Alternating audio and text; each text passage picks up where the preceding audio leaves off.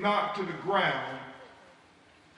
But Ms. Cage, it's equally heartbreaking that when he was on the ground, moaning, asking for help from the very people who were supposed to protect and serve him, it didn't look like they gave him a helping hand, y'all.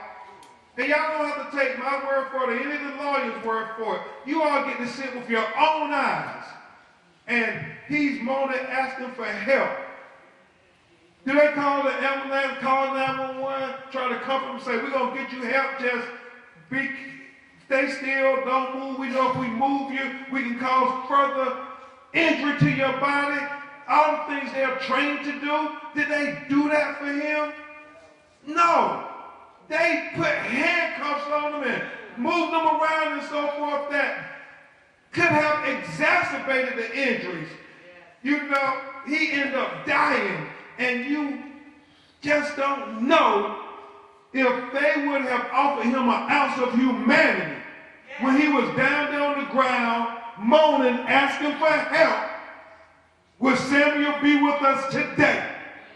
But they didn't treat him worthy of humanity. They treated him like a criminal, as if they were the judge, the jury, and the executioner. And they do that too much in our community. Pastor, if we want to show the video, and then I'll make a few more remarks. We'll have Attorney Johnson. Okay, you don't have to watch it.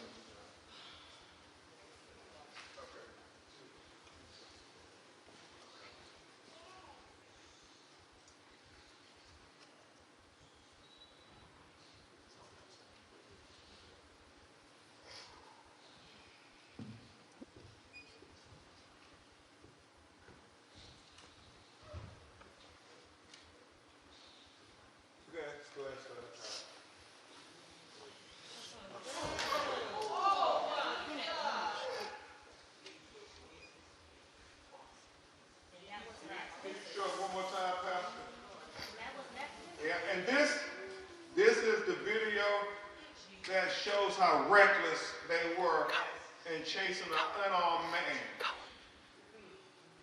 And we'll circulate it to the media.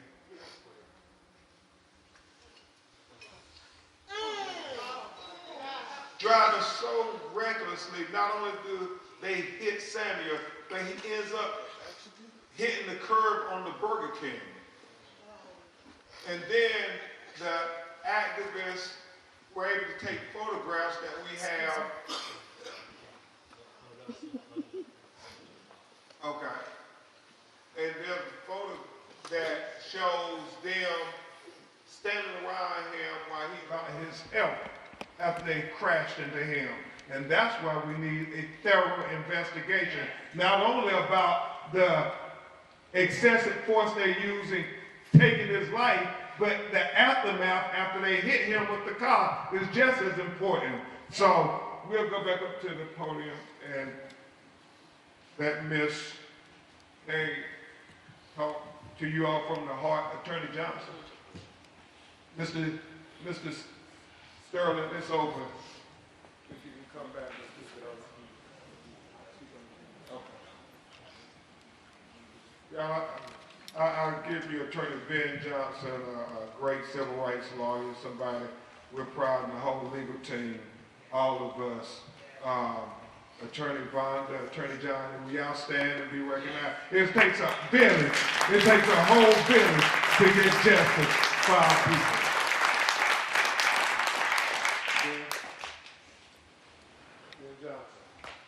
Good evening. I'm honored to be here, but I'm not pleased. I was in the same place with many of y'all. Mr. Crump, a few years ago, for Patrick Loyola, and I'm so sorry that we're here to talk about something identical. When you talk about somebody that is being hit by a car, being run over by a car, from behind, not a whole lot more to talk about. I shared with Ms. Cage and Mr. Sterling tonight, I've been doing this for 38 years. So I gray hair and very little of it left. I got a very interesting phone call from Attorney General Dana Nessel, and I want to give her a shout out for that because that takes a lot of guts.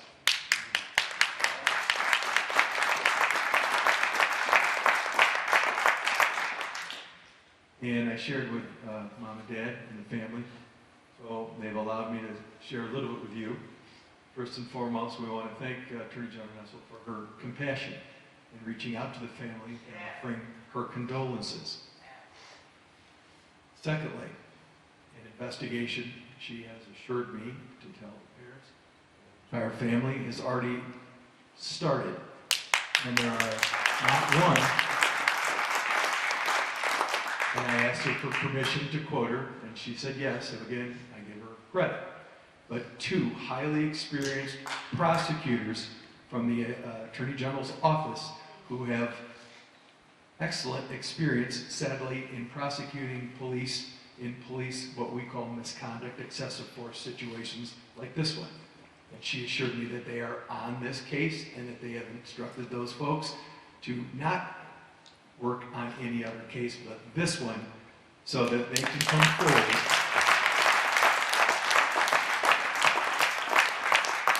and be what she says will be fully transparent, and that they will come forward as soon as possible, yet with a thorough, fair investigation.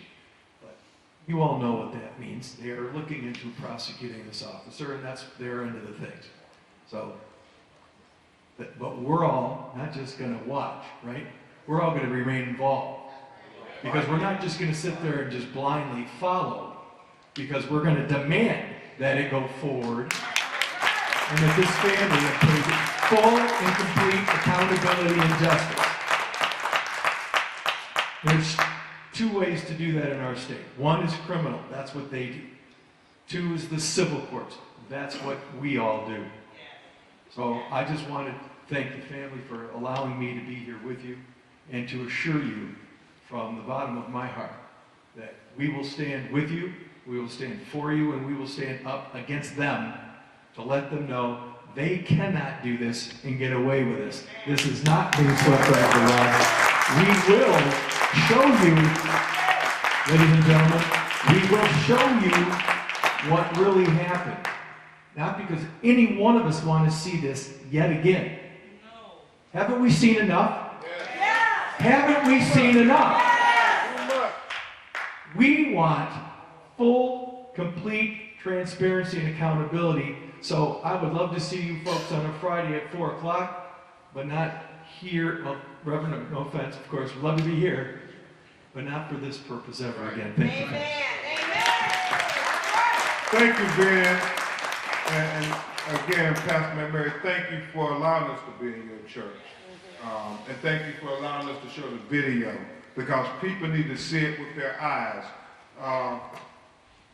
You know, Ben and Johnny and Vonda, as lawyers, we can do a lot, but when you got the facts and you can see it with your own eyes, you don't have to say much. That's right, that's right. You don't have to say much. We just say to the authorities, don't say no more. Just show the video. That's right. I mean, because we know if you had us committing a crime or doing something unethical on video, oh, it'd be all over the news. So why we had to show the video? Why didn't they come forward and show the video? Because a lot of times it's their MO to delay, and then try to sweep it under the rug. Well, we ain't gonna let them sweep it under the rug, are we?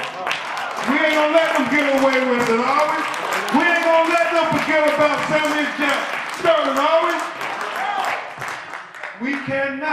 We cannot. And so, this mother and father are heartbroken, this family is heartbroken, his children. Brianna, will you all stand the mothers of his children? They're going to need us now more than ever, y'all. We got to be there for them. We got to fill in the gap for them. Because it takes a village now more than ever to raise these beautiful babies who have lost their father unjustly. And, you know, they say a mother's and son bond is amongst the strongest ever known. So I can't even imagine what Miss Kay is going through. Can't even imagine. But I say to you, Miss Kay, Miss Sterling, and Miss Sterling, if you could walk back over, we're not going to show the video anymore. And I know Jabbar is going to speak for you because it's too emotional for you. But yeah, we cannot let them go through this alone. We have to stand with them. We have to stand up for Samuel Sterling. We have to stand up for justice. Stand up for justice. Stand up for justice. Stand up for justice. Stand up for justice. Stand up for justice. Stand up for justice. Stand up for justice. Justice for Samuel. Justice for Samuel. Justice for Samuel. Yeah, please pray for her and give her all the consideration as a parent who never wants to be in this fraternity. That's right. Just keep her in prayer, y'all. The mother of Samuel Sterling, Miss Andrea Cage.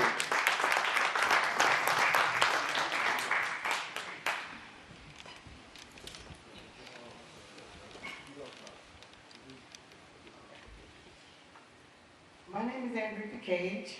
Samuel Sterling was my son. That was my baby, my last child. I would never think in a million years that that I had to bury my child, and my child didn't have to bury me.